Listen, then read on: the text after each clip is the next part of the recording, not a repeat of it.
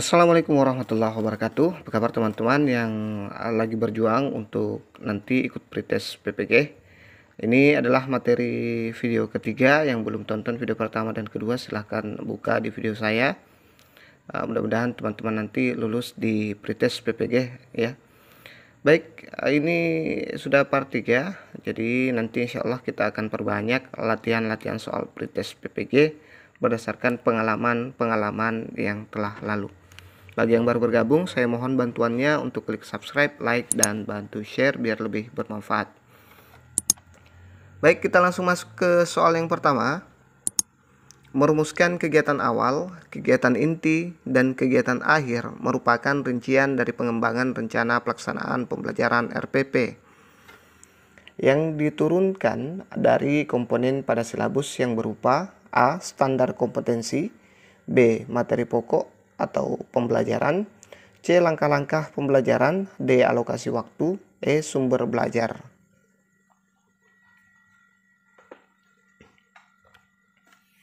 Jadi jawabannya adalah C ya, langkah-langkah pembelajaran. Jadi merumuskan kegiatan awal, kegiatan inti, dan kegiatan akhir itu merupakan langkah-langkah pembelajaran. Kita lihat pembahasannya, langkah-langkah pengembangan RPP. Yang pertama, pengkajian silabus meliputi 1. KI dan KD. Yang kedua adalah materi pembelajaran. Yang ketiga, proses pembelajaran. 4. Penilaian pembelajaran. 5. Alokasi waktu. Dan 6 adalah sumber belajar. Yang kedua, perumusan indikator pencapaian KD pada KI 1, KI 2, dan KI 3 dan KI 4. Yang ketiga, materi pembelajaran dapat berasal dari buku teks pelajaran dan buku panduan guru. Sumber belajar lain berupa muatan lokal, materi kekinian, konteks pembelajaran dari lingkungan sekitar yang dikelompokkan menjadi materi untuk pembelajaran reguler, pengayaan, dan remedial. Yang keempat, penjabaran kegiatan pembelajaran yang ada pada silabus dalam bentuk yang lebih operasional berupa pendekatan saintifik disesuaikan dengan kondisi siswa dan satuan pendidikan, termasuk penggunaan media, alat, bahan, dan sumber belajar. Yang kelima, penentuan alokasi waktu untuk setiap pertemuan berdasarkan alokasi waktu pada silabus. Selanjutnya, dibagi ke dalam kegiatan pendahuluan, inti, dan penutup.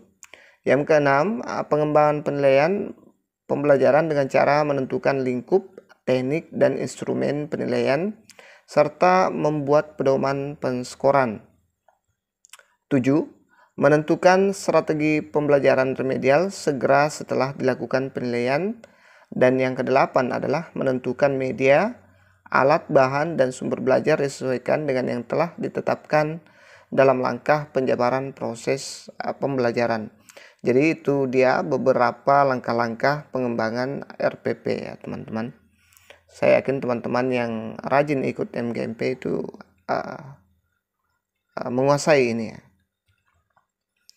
Kita lanjut ke soal berikutnya. Pertanyaan yang bertujuan untuk memunculkan minat dan keingintahuan peserta didik sehingga perhatian peserta didik terfokus sebaiknya dilakukan pada saat A. Kegiatan inti, B. Refleksi, C. Penutup, D. Pendahuluan.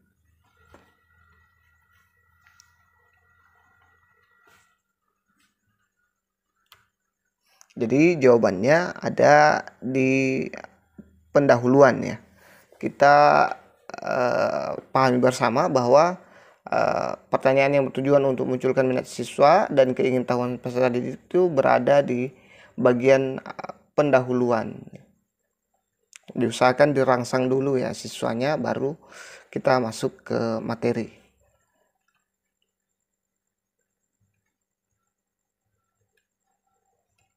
Kita lanjut ke soal berikutnya. Fungsi utama mengajukan pertanyaan kepada siswa dalam proses pembelajaran yaitu untuk A. Menempatkan siswa sebagai subjek belajar, B. Mengetahui keinginan siswa, C. Memenuhi rasa ingin tahu siswa, D. Mengajak siswa untuk berpikir dan bernalar.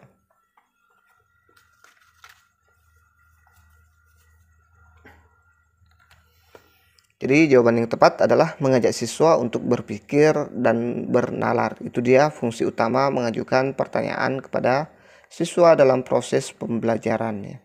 Kita lihat pembahasannya. Tujuan guru mengajukan pertanyaan. Yang pertama, mengembangkan pendekatan CBSA atau cara belajar siswa aktif. Ya, sama lah ini ya. Tidak jauh-jauh dari sini. Kemudian menimbulkan rasa keingintahuan, tidak keluar juga dari sini. Merangsang fungsi berpikir, ini juga. Kemudian mengembangkan keterampilan berpikir, tetap juga ya. Memfokuskan perhatian siswa, menstruktur tugas yang akan diberikan, mendiagnosis kesulitan belajar siswa, mengkomunikasikan harapan yang diinginkan oleh guru dari siswanya. Yang kesembilan adalah merangsang terjadinya diskusi dan memperlihatkan perhatian terhadap gagasan dan terapan siswa sebagai subjek didik.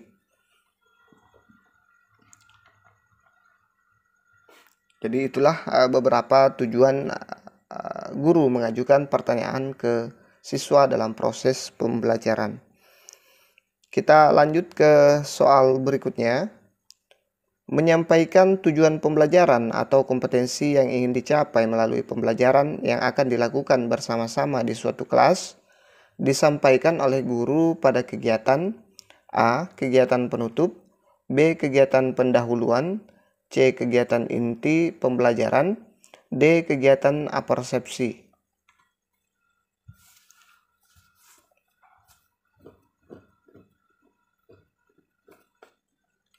Jadi jawabannya B ya, kegiatan pendahuluan. Menyampaikan tujuan pembelajaran itu dan kompetensi yang ingin dicapai itu berada di bagian kegiatan pendahuluan ya. Kita lihat pembahasannya. Kegiatan pendahuluan seperti sebagai berikut. Yang pertama, menciptakan kondisi awal pembelajaran pada proses pembelajaran terpadu akan berhasil dengan baik apabila guru sejak awal dapat mengkondisikan kegiatan belajar secara efektif. Contohnya, memeriksa kehadiran, menciptakan suasana belajar yang demokratis, membangkitkan motivasi belajar siswa. Yang kedua, memberi acuan dalam kaitannya dengan kegiatan awal pembelajaran. Memberi acuan diartikan sebagai upaya guru dalam menyampaikan secara spesifik dan singkat gambaran umum tentang hal-hal yang akan dipelajari dan kegiatan yang akan ditempuh selama pembelajaran berlangsung. Contohnya, memberitahukan tujuan atau kemampuan yang diharapkan atau garis besar materi yang akan dipelajari. Menyampaikan alternatif kegiatan belajar yang akan ditempuh siswa. Yang ketiga, membuat kaitan atau melaksanakan apersepsi. Nah, ini dia yang tadi sama dengan merangsang ya. Kegiatan membuat kaitan pada awal pembelajaran biasanya dikenal dengan melakukan apersepsi.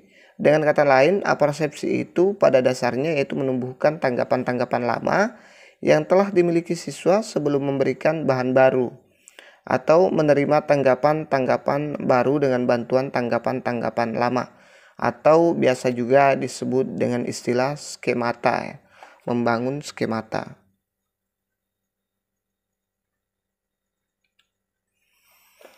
Kita lanjut ke soal berikutnya. Jangan lupa subscribe, like, dan bantu share biar channel ini semakin berkembang. Secara sederhana, komunikasi dikatakan efektif apabila pesan yang disampaikan oleh pengirim sama maknanya dengan pesan yang ditangkap dan dipahami oleh penerima. Diagram yang menunjukkan komunikasi efektif adalah A. Perception, interpretation, understanding, action. B. Action, understanding, perception. Saya lupa kasih tanda ya. Perception, kemudian interpretation. C. Perception, interpretation, action, understanding. Kemudian action, perception, interpretation, understanding. Kira-kira yang mana?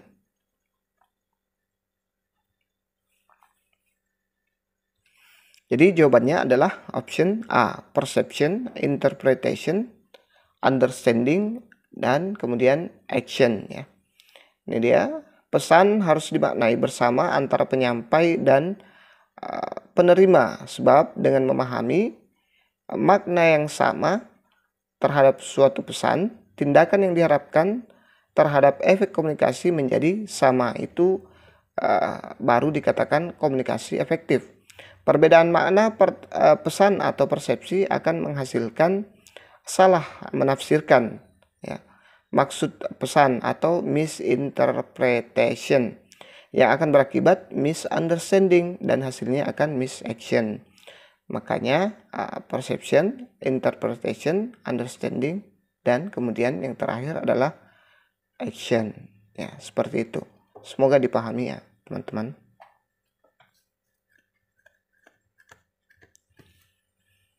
Kita lanjut ke soal berikutnya. 5 hal yang perlu diperhatikan guru dalam membangun iklim komunikasi yang positif dengan peserta didik yaitu A. Respect, empathy, audible, clarity, dan preparedness. B. Respect, sympathy, audible, clarity, dan humble. C. Respect, empathy, audible, seriousness, dan preparedness. D. Respect, empathy, audible, clarity, dan humble.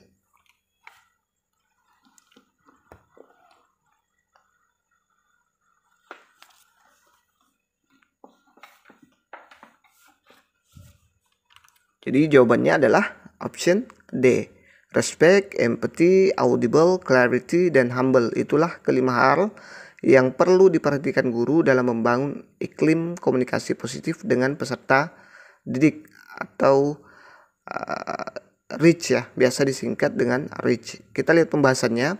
5 prinsip terpenting komunikasi efektif dengan hukum REACH ya, yang dikutip dari buku Dasar Komunikasi Pendidikan Ngainum Naim Arus Media. Dalam hal ini REACH adalah kepanjangan dari Respect, Empathy, Audible, Clarity, dan Humble. Jadi ingat-ingat saja nih kata REACH ya. Kita lihat satu persatu pembahasannya. Respect. Hukum pertama yang terpenting dalam komunikasi yang efektif adalah menghargai atau respect setiap individu yang jadi tujuan pesan yang kita sampaikan. Mengapa ini penting? Karena pada prinsipnya manusia ingin dihargai dan dianggap penting. Kemudian ada empathy, merupakan kemampuan kita untuk menempatkan diri sendiri pada situasi atau kondisi orang lain. Apa yang jadi syarat utama untuk memiliki sikap empati ialah kemampuan kita untuk mendengarkan atau memahami terlebih dahulu sebelum kita meminta untuk didengarkan atau dipahami oleh orang lain. Selanjutnya audible. Pada dasarnya audible bisa bermakna seperti ini: dapat didengarkan atau dimengerti dengan baik. Audible berarti pesan yang kita sampaikan dapat diterima oleh penerima pesan. Kemudian ada clarity. Hukum keempat yang terkait dengan itu adalah kejelasan dari pesan itu sendiri, sehingga tidak menimbulkan berbagai penafsiran yang berbeda-beda. Kemudian ada humble. Hukum kelima dalam membangun komunikasi efektif adalah sikap humble atau rendah hati. Sikap ini ada kaitan dengan hukum pertama, yaitu membangun rasa menghargai orang lain. Jadi itulah 5 hal yang perlu diperhatikan guru dalam membangun iklim komunikasi yang positif dengan peserta didik. Kita lanjut ke soal berikutnya. Berdasarkan kuantitas orang yang terlibat dalam proses komunikasi, komunikasi digolongkan menjadi beberapa jenis, yaitu A. Komunikasi kelompok, komunikasi persuasif, komunikasi koersif. B. Komunikasi interpersonal, komunikasi kelompok, komunikasi massa.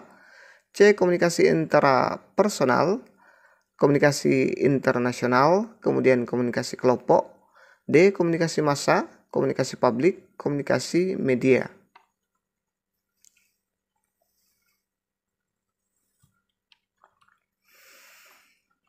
Oke, jadi jawabannya ada di option B, komunikasi interpersonal, komunikasi kelompok, dan komunikasi massa ya. Itu dia golongan dari komunikasi ya, digolongkan menjadi 3 ya. Interpersonal, komunikasi kelompok, kemudian komunikasi massa. Ini dia tipe-tipe komunikasi antar pribadi atau interpersonal communication. Kemudian komunikasi kelompok, dan ada lagi komunikasi massa atau mass communication. Komunikasi publik, public communication. Komunikasi organisasi, organizational communication. Kemudian yang keenam adalah komunikasi diri sendiri atau intrapersonal communication. Ini kita lihat ini pembahasannya. Komunikasi interpersonal dilakukan secara antar individu atau di antara dua orang yang dapat diketahui langsung umpan baliknya. Kemudian komunikasi kelompok dilakukan antar beberapa orang dalam suatu kelompok kecil antar 3 orang atau lebih dengan tujuan yang telah diketahui. Kemudian komunikasi massa dilakukan secara melembaga dan dikomunikasikan melalui media massa dengan bantuan teknologi. Misalnya surat kabar, blog, atau misalnya YouTube atau televisi ya. Kita lanjut ke soal berikutnya. Perhatikan kata istilah liquid. Dalam pembelajaran IPA dengan kata istilah liquid atau likuiditas dalam pembelajaran IPS.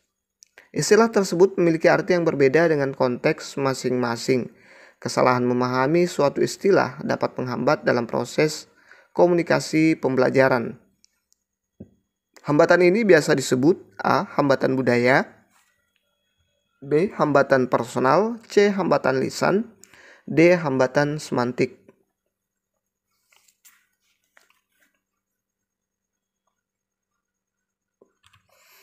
Jadi jawabannya adalah option D, hambatan semantik. Ini persoalan bahasa ya. Persoalan bahasa, semantik.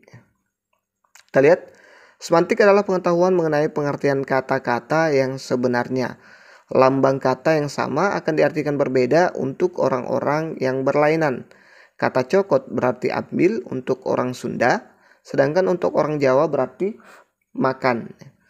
Banyak kata-kata dalam konteks pembelajaran IPA yang maknanya dapat berbeda bila kita tidak memahami konteks yang menyertai dalam suatu proses pembelajaran. Jadi ini dilihat dari segi semantiknya.